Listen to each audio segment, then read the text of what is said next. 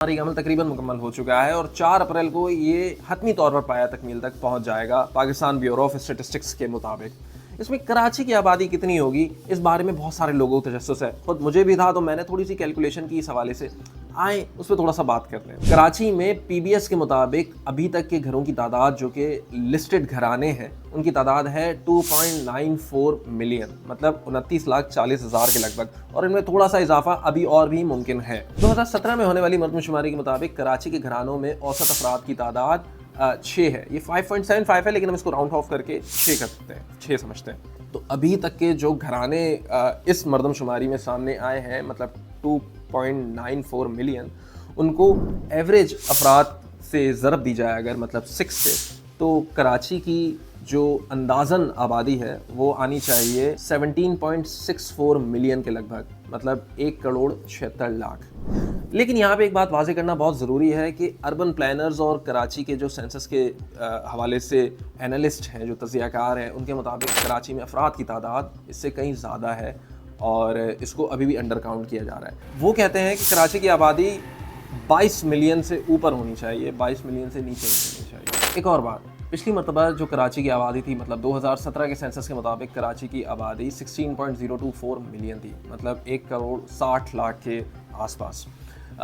इस मरतबा के जो हमारे अंदाजे हैं उनको सामने रखा जाए, मतलब 17.64 मिलियन, मतलब 1,76,00,000 के करीब, तो इसमें जो फ़र्क आ रहा है वो आ रहा है लगभग 10% का, लगभग। वैसे तो ये फ़र्क बहुत बड़ा है, लेकिन माहिरीन के मुताबिक ये फ़र्क इसलिए भी कम है क्योंकि 2017 में जो कराची की आबादी थी वो बहुत ही कम काउंट की गई थी, और इसी बुनियाद पर और उन पर जो उठाए गए एतराज़ात और इल्ज़ामात थे उसकी बुनियाद पर ये आबादी का जो शुमार है दोबारा किया जा रहा है।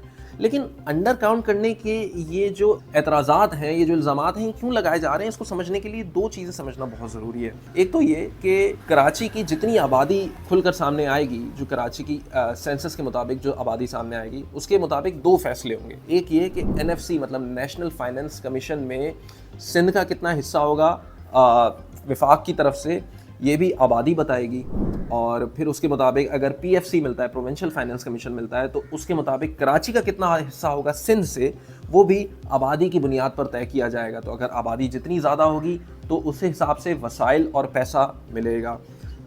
ये एक एतराज़ उठाया जाता है कि चूँकि PFC को कम करना है या NFC को कम करना है तो इसलिए आबादी को कम दिखाया जा रहा है, ये एक सामने आता है।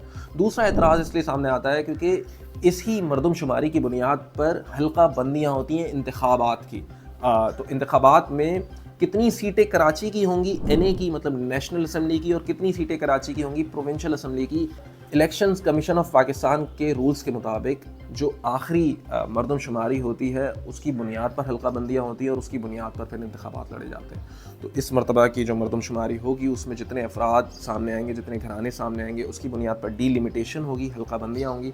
फिर ये फैसला किया जाएगा कि कराची को कितनी NA की सीट्स देनी है, कराची की सीट्स में इजाफा होता है या कमी होती है। तो ये दूसरा एतराज़ है कि कराची की नुमाइंदगी को कम करने के लिए भी इसकी आबादी को कम दिखाया जाता है। लेकिन ये एतराज़ात है, उम्मीद करते हैं कि जो हतमी रिज़ल्ट्स होंगे, हतमी नताइज होंगे इस मरदमशुमारी के, वो काबिल एतबार होंगे, और इंतज़ार करते हैं कि वो क्या होते हैं।